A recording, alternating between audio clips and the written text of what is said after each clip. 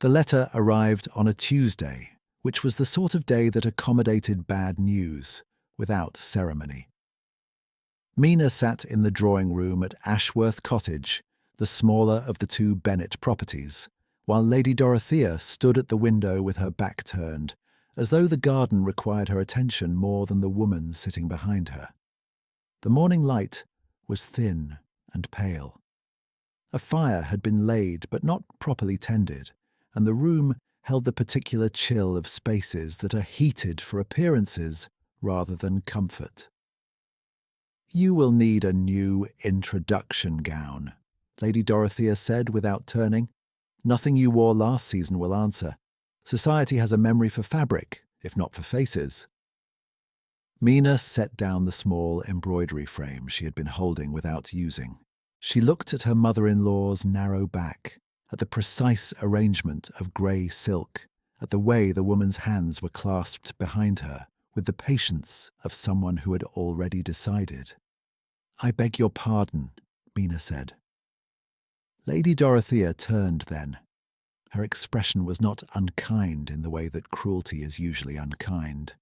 It was administrative, the face of a woman settling an account.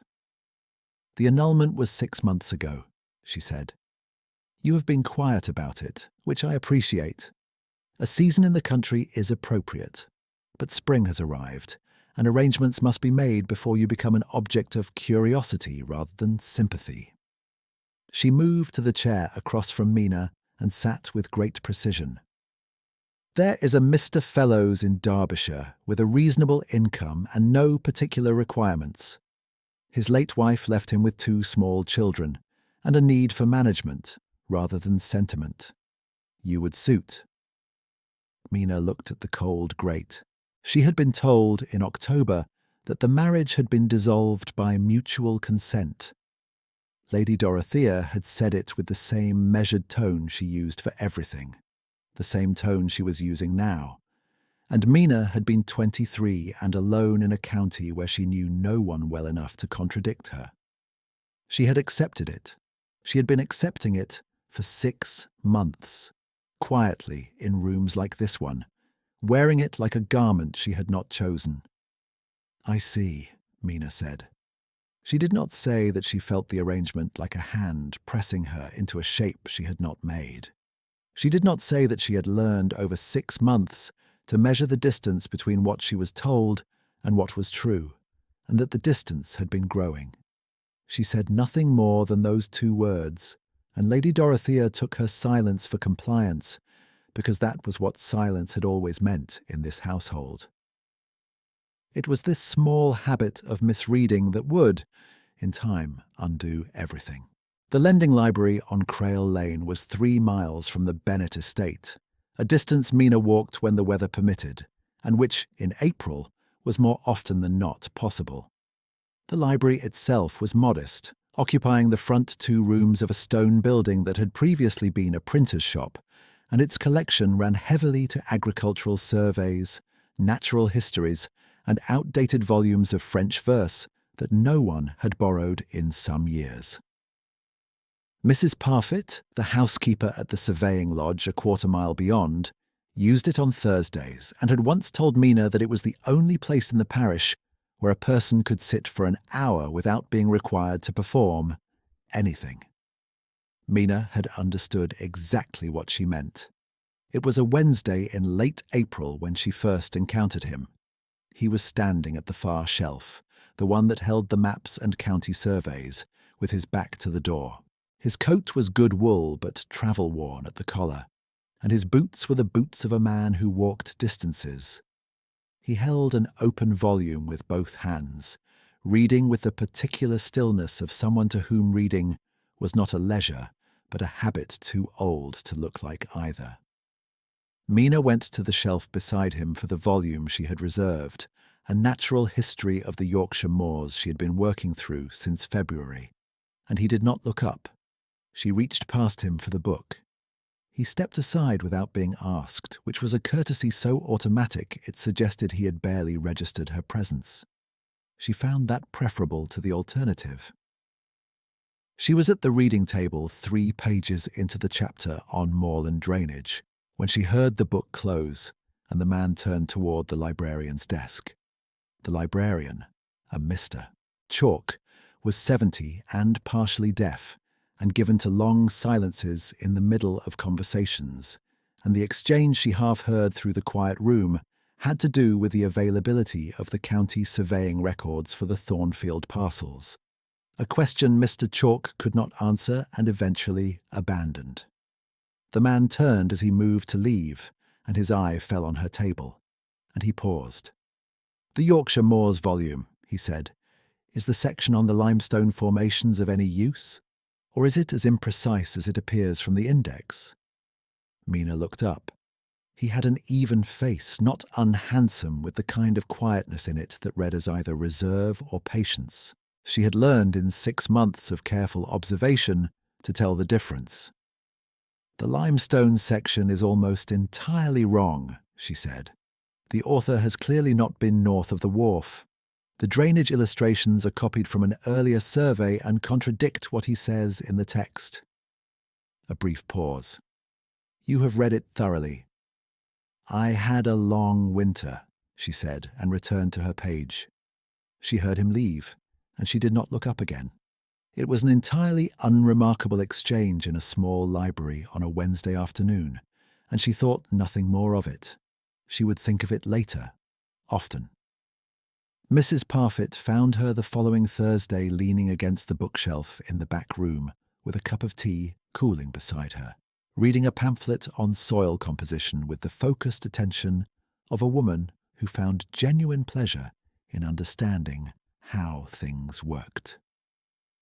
Mrs. Parfitt was a compact person of middle years, with a dry economy of expression and a habit of noticing things she did not immediately comment upon.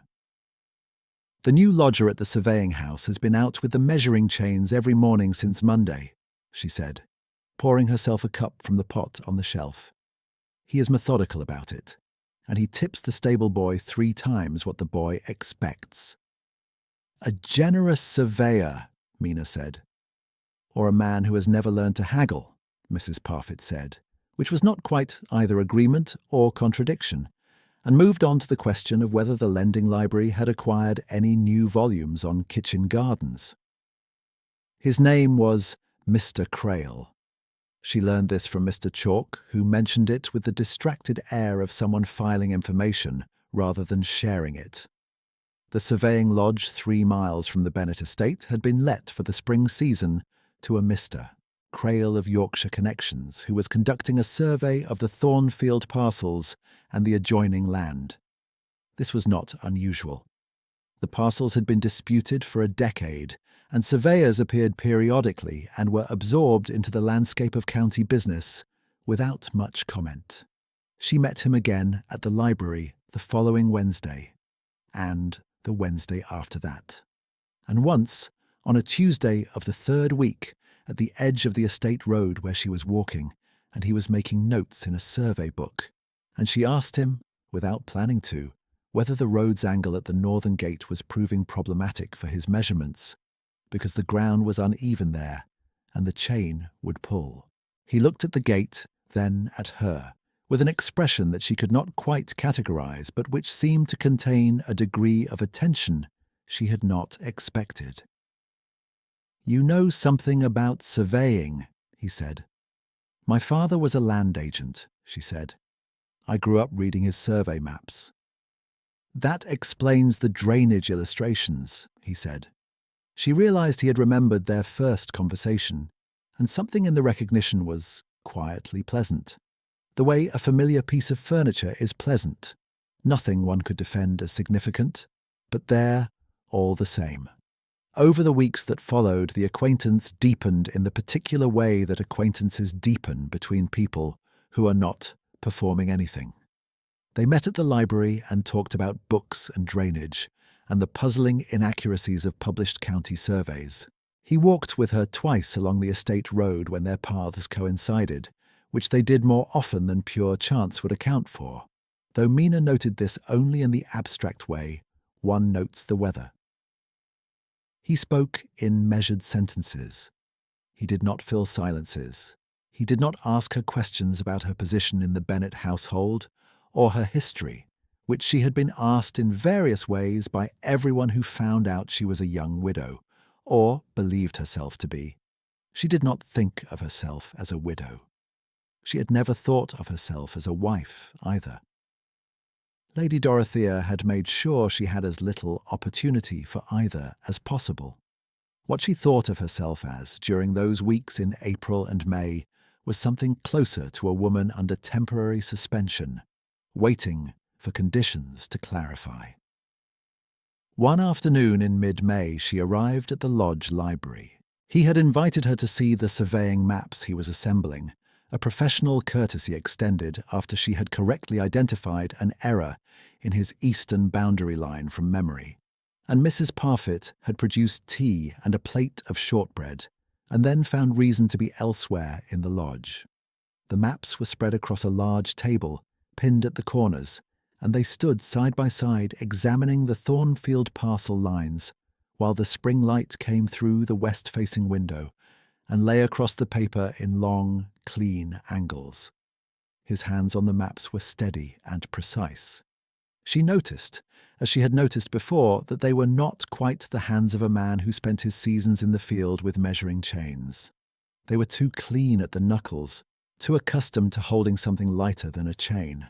She put the observation aside as she put aside a number of observations about him that did not quite resolve themselves into an explanation.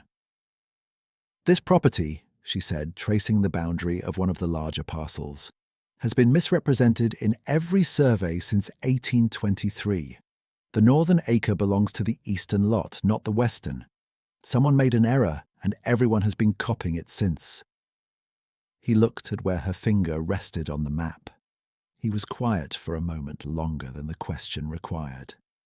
"You are right," he said finally. "I noticed it on the first day. I have been waiting to see whether anyone else would." She looked at him then, and something in the way he said it, the patience of it, the waiting, made her feel that he was not talking entirely about the map. She did not pursue the observation. She had learned in 6 months of Lady Dorothea's household not to pursue observations that opened into rooms she was not sure she was allowed to enter. It was on a Thursday in late May that she heard them. She had come to Ashworth Cottage to return a household ledger that Lady Dorothea had sent to her for recopying, a task that was not in any official sense Mina's responsibility, but which had been assigned to her with the bland certainty of a woman who knew her instructions would be followed.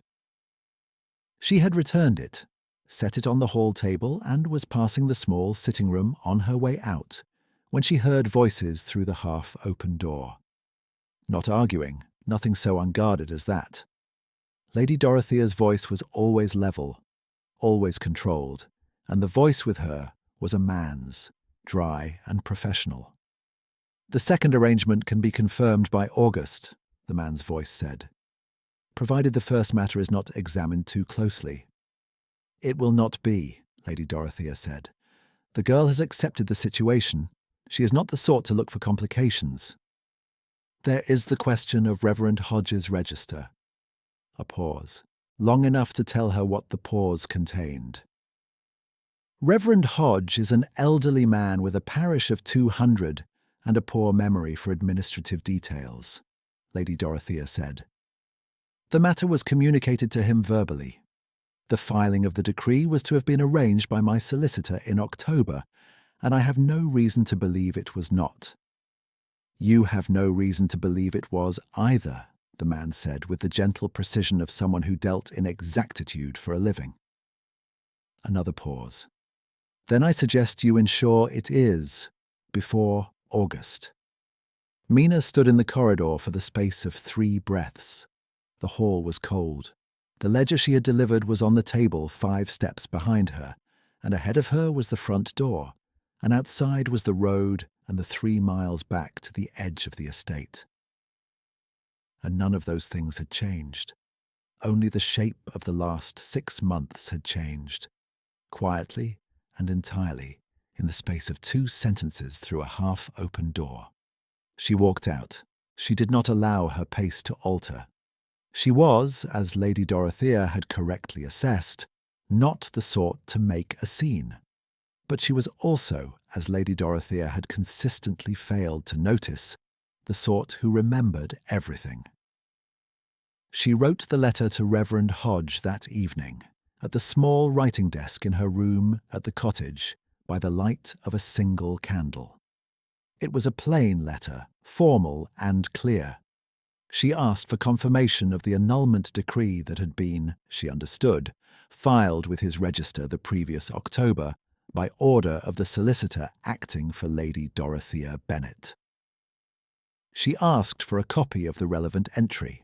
She signed it with her full name and the cottage address, sealed it with plain wax, and set it on the corner of the desk to post in the morning. Her hand, when she set down the quill, was steady. She told no one. Not even Mrs. Parfitt, which was something, because Mrs. Parfitt was the sort of person one told things to, without quite deciding to. She walked the letter to the post office herself the following morning, before the household was properly awake. And then she returned and ate breakfast, and performed the day's work with the same unremarkable thoroughness she applied to everything, and waited.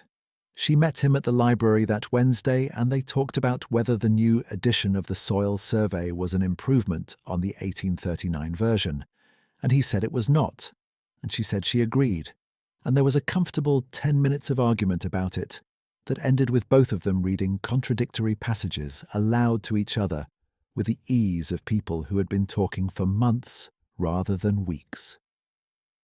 She did not think about the letter while she was there.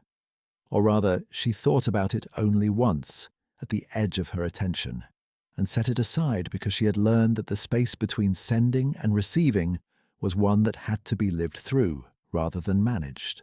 On the walk back, he accompanied her as far as the estate gate. It was a warm afternoon, the hedgerows thick with the unglamorous green of late May, and they walked in companionable quiet for a time before he said, without preparation, that he had been thinking of staying on through the summer. "There is more work than I anticipated," he said, which was true. The Thornfield parcels had expanded into a broader question of the eastern boundary, and the eastern boundary was connected to 3 other disputes she had helped him trace through the old survey records. "The lodge is comfortable," she said. "Mrs. Parfitt is an excellent housekeeper." "She is," he agreed. A pause. "It is not only the work." She looked at the road ahead. The gate was 20 yards on. "I know," she said. And because she was not a woman who pretended not to understand things, she said nothing else, and neither did he. And they walked the last 20 yards in the kind of quiet that was not uncomfortable but was full, the way a room is full when it contains more than it appears to. At the gate, she stopped. He stopped with her. "There is a legal matter," she said carefully, "that I am waiting to resolve. I cannot say more than that at present." He looked at her. His expression was the same patient one she had come to read, over weeks, as meaning that he was listening more carefully than most people listen. "I understand waiting," he said. And then, quietly, "I want you to know that what I have said and what I have not said is the same either way. I do not have anything to offer you that depends on resolution." She understood him. She was not sure she had a right to accept what he was offering, because she was not sure what she was, legally, in the world, but she understood him, and she let herself hold it, as one holds something carefully when one is not yet certain of one's grip.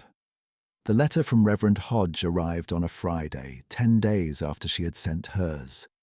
It came in a thin envelope addressed in a clergyman's unhurried hand, and she opened it at the writing desk with the particular care of someone who has prepared for 2 different versions of an answer. Reverend Hodge wrote with great courtesy and some confusion. He had checked his register thoroughly, he said, and could find no entry recording the filing of an annulment decree for the marriage of Miss Wilhelmina Bennet and Lord Ashford Crail, solemnised at St. Michael's, on the 15th of March, 1841. The register contained the original entry for the marriage, duly signed and witnessed, and no subsequent notation of any kind. He had consulted his correspondence files and could find no instruction from any solicitor directing the filing of such a decree.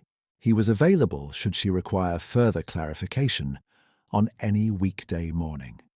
The candle flame did not waver. The room was entirely quiet. Mina sat with the letter in her hands for a long moment. 6 months. She had spent 6 months in reduced circumstances at the edge of the Bennet estate, believing herself dissolved because a woman with precise grey silk and an administrator's expression had said so, and she had not looked for complications. She set the letter down on the desk precisely at the edge of the blotter. Lord Ashford Crail. She said the name in her mind very carefully, and then she looked at the wall and let herself understand the thing she had been looking at for weeks without seeing it. The surveying lodge, the family surname used as a travelling name, the hands that held things too lightly for a man with measuring chains, the patience, the reserve, the waiting, the way he had said, on the estate road, that he had been testing whether anyone else would notice the error in the map. She was not angry. She was something more complex than angry, a mixture of understanding and hurt and a strange clarity, as though a window that had been fogged with her own breath had been opened from the outside. She needed to see him.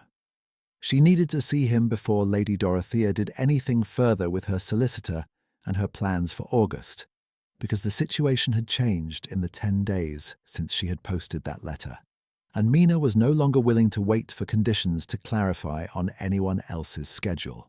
She did not reach the lodge that afternoon. She was 300 yards from the gate when she saw the carriage on the estate road, a formal equipage, dark green with a coat of arms on the panel, pulled by 2 matched bays that were considerably finer than anything the local posting stables could provide. It had come from the direction of the main road and turned, not toward Ashworth Cottage, but toward the lodge. A second carriage followed it, a plain travelling coach, and from the travelling coach stepped a young man with a secretary's air, carrying a leather satchel and a sealed bundle of correspondence. He knocked at the lodge door. Mrs. Parfitt answered. The young man asked for Mr. Crail by name, and then corrected himself, and used a different name, and Mrs. Parfitt's expression shifted in a way that Mina, standing at the gate, was not close enough to read clearly. She went to Ashworth Cottage instead, because she had learned in a life that gave her very little advantage that a scene entered early is better than a scene entered unprepared. Lady Dorothea was in the drawing room with 2 other women, neighbours making a morning call that had extended into the afternoon, and there was a man Mina recognised as the solicitor she had heard through the sitting-room door 3 weeks before. He was standing near the fireplace with the air of someone who expected to conclude a piece of business before tea. Mina entered without being announced. The footman, a young man called Thomas, who had always treated her with the simple courtesy of someone who paid no attention to social calculation, stepped aside without question. She had barely been inside the room a full minute when the door opened again, and Mrs. Parfitt came in, slightly breathless, which was not a state that suited her usual economy of manner. Behind her came the young man with the secretary's air, still carrying his satchel, and behind him, in the plain wool coat and the travel-worn boots, was Mr. Crail, except that the footman Thomas, who had opened the door and who had apparently been given information in the hallway, said, "Lord Ashford Crail, my lady," with the correct emphasis on every syllable. The room stopped. Lady Dorothea's teacup, which she had been raising, did not quite reach her lips. The solicitor turned from the fireplace. The 2 neighbours who had extended their morning call into the afternoon found themselves in the drawing-room at a moment that would sustain 3 separate dinner conversations for the next month at the very least. Lord Ashford came fully into the room, He was the same as he had always been, the same steady quietness, the same precision of bearing. But without the coat that had been doing the work of concealment, he was recognizably, unmistakably, a man accustomed to being addressed as Your Grace, by everyone except, apparently, one person in the parish. His eyes found Mina. She was standing near the window, holding Reverend Hodges' letter, which she had brought with her because she was not the sort to come to a conversation of this kind without the document that produced it. "Miss Bennet," he said, and the form of address was deliberate, the form she had used when she believed herself annulled. "Mr. Crail," she said, and let the name sit between them with all its weight. Something moved across his expression that she could not fully read. It was close to remorse. It was also, underneath, something else. Lady Dorothea set down her teacup. She had recovered the administrator's composure, or most of it. "Lord Ashford, we were not informed of your arrival." "No," he said. He had not looked away from Mina. "Gerald," he said to the secretary, who opened the satchel and produced the bundle of correspondence, "has brought certain documents from my estate office that pertain to the legal standing of the Thornfield parcels and to related matters." He took the bundle from Gerald and set it on the table near the solicitor, who looked at it with an expression that suggested he understood immediately what sort of afternoon he was now in. "Including a certificate of marriage entered in the register at St. Michael's in March of last year, which I am given to understand has not been annulled in the absence of any decree filed with the ecclesiastical court or recorded in the parish register." He said it evenly, without triumph. The evenness was more devastating than triumph would have been. Lady Dorothea looked at Mina. In her face was a complicated thing, the slow recognition that she had misread the same person twice, first in believing her too passive to investigate, and second in assuming that investigation, if it came, would come from somewhere external to the girl standing near the window.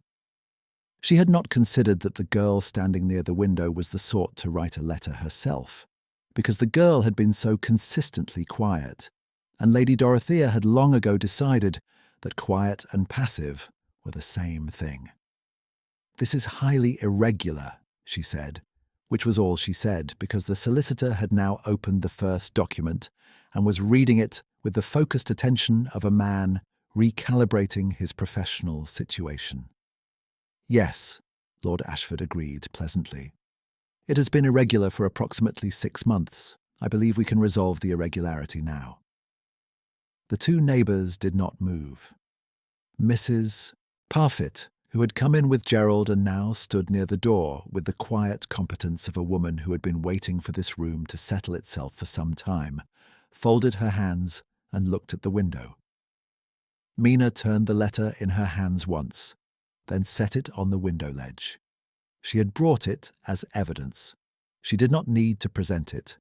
The room had already been reorganized by facts more substantial than the letter, the register entry, the absent decree, the legal standing that had never actually been dissolved. Lady Dorothea looked at her son-in-law with the expression of a woman whose furniture had been moved while she was looking directly at it. "You might have announced yourself," she said with the only tool she had left, which was dignity. "I might have," he agreed. He crossed to where Mina stood.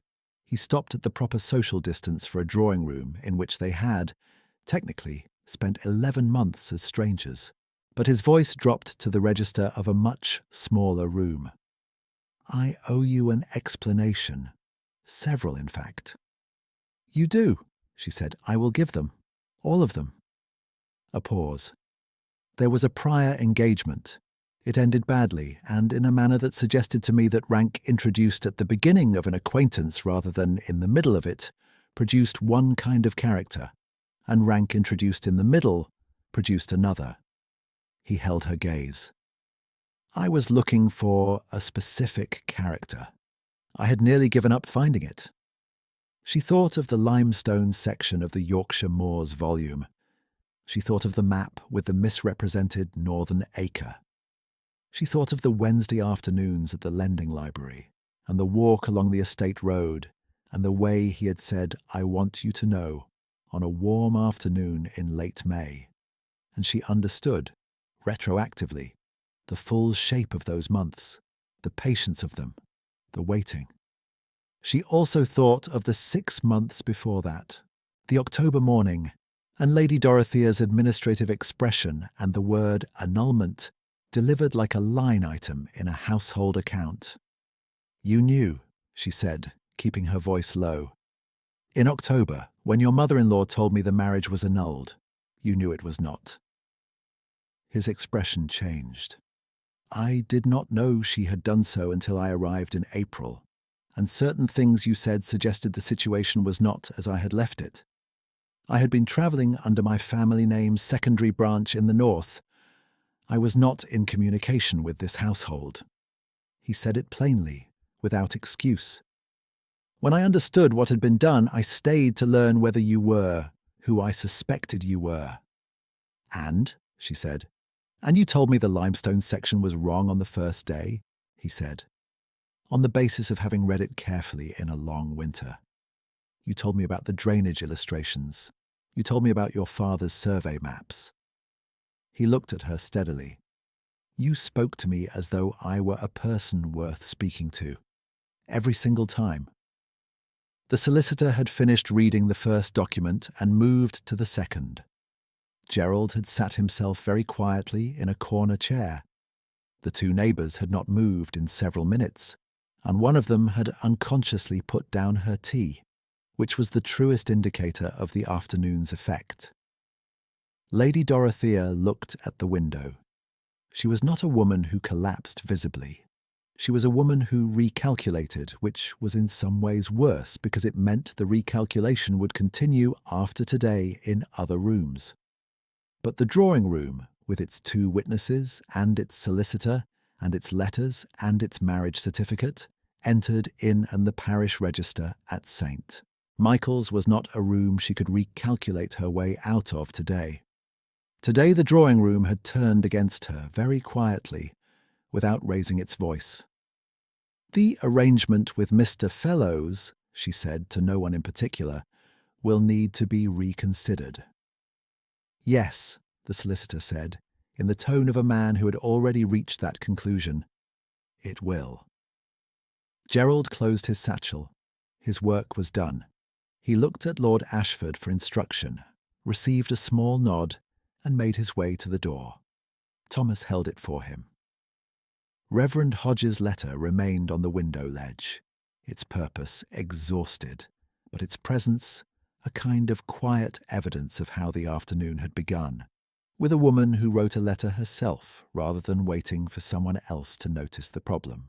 Lord Ashford turned to his mother-in-law with the complete and settled courtesy of a man who did not require her capitulation to feel the ground as solid beneath him.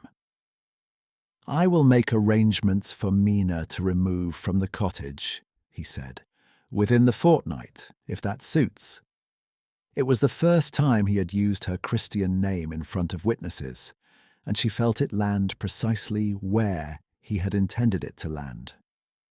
Lady Dorothea inclined her head, which was the smallest possible movement that constituted acknowledgement. The two neighbours exchanged a look that required no translation. They left together, Mina and Lord Ashford, through the front door and into the late afternoon, and Thomas held that door too with the same plain regard he had always shown, as though no recalibration were required on his part, which was its own kind of comfort.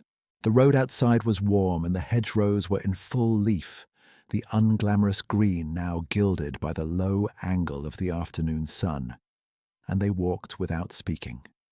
For a time. The 3 miles to the lodge felt different than they had that morning. Different than they had any Wednesday for the past 2 months, not because the road had changed, but because she was walking it with a different understanding of what she was walking toward. "The prior engagement," she said when they had cleared the Ashworth Cottage gate and were on the open road. "You will tell me about it." "I will," he said. "Her name was Miss Hartley. She was charming and composed, and she spoke to me as though every word were a performance for an audience she expected to receive.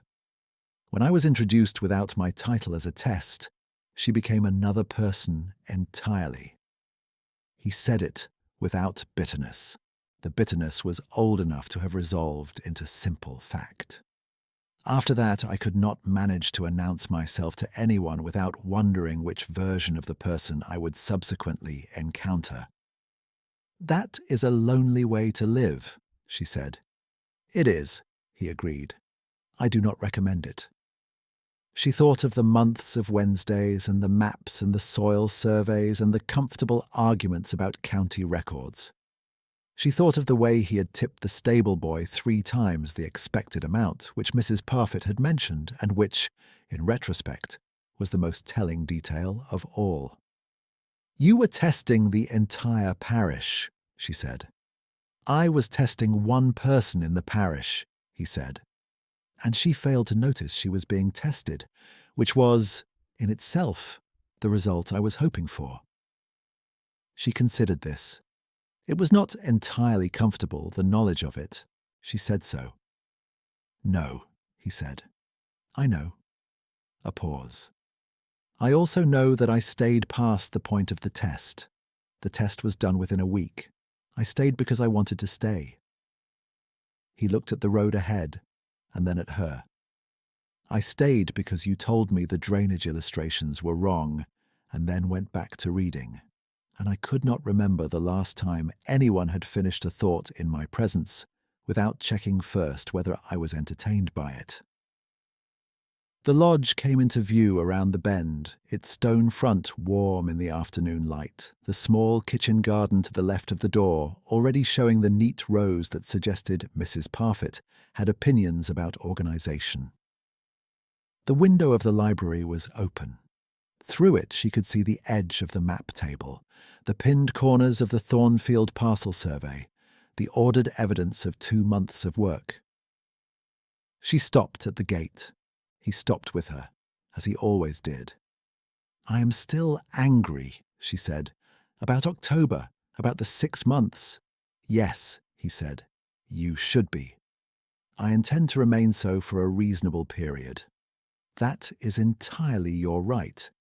"And I intend," she said, "to have the full use of that library while we settle what is to be done next, because there are 3 errors in the eastern boundary line that we have not resolved, and I will not leave them for someone less accurate to misinterpret later." He was quiet for a moment. She could hear the shift in his breathing that she had come to recognize as the thing that happened before he said something with more feeling than his usual economy allowed. "The library is yours," he said. "It has been yours since April." She pushed open the gate. Miss Parfitt appeared at the kitchen door at the exact moment one would expect of a woman who missed nothing, took in the situation with a single measuring look, and vanished back inside, from which direction came, shortly after, the sound of the kettle being placed on the range, with the definitive clank of someone who had decided tea was required and was not waiting to be asked. The library was quiet in the late afternoon. The maps were on the table as she had last seen them, the Thornfield parcels spread under the north-facing window. The eastern boundary line she had traced with her finger marked now in pencil where she had indicated the error. The worn volume of the Natural History of the Yorkshire Moors, her own copy, borrowed and renewed and borrowed again through the winter, sat on the corner of the shelf where she had set it 2 Wednesdays before and left it, which was perhaps more telling than she had intended. She picked it up. The pages were marked at intervals with her own notes in the margins, small corrections in a neat hand, the limestone section annotated thoroughly enough that the original text was almost conversation. She had spent a long winter reading carefully in a small room, and the book showed it. She set it on the table beside the Thornfield maps. He came to stand beside her, as he had stood beside her in this room before, and the light came through the window at the same low angle, and nothing had changed except that she knew his name, his full name, and she knew the shape of the thing she had been standing inside for 2 months without the map that would have let her read it correctly. Outside, the road was quiet, the 3 miles between the lodge and Ashworth Cottage dissolving in the evening air into something navigable, something that had never been the distance it appeared. The letters were filed. The register held what it had always held, a date in March, 2 names, the proper witnesses, unchanged by 6 months of being told otherwise. She opened the natural history to the limestone section, and the Yorkshire moors spread across the page in the handsome imprecision she had been arguing with all winter, and the notes in the margins were her own voice made permanent, small and certain and impossible now to discard. He set his hand on the table beside the book, close, but not quite touching, and she let herself, finally, be still in the room without calculating the exit. Mrs. Parfitt appeared in the doorway with a tray and 2 cups, and the expression of a woman who had been quietly right about something for several weeks and was too well-mannered to say so. She set the tray on the corner of the map table, beside the Thornfield parcels, and the annotated natural history and the faint pencil mark on the eastern boundary line that was, after all, exactly where Mina had said it was. Then she left them to it,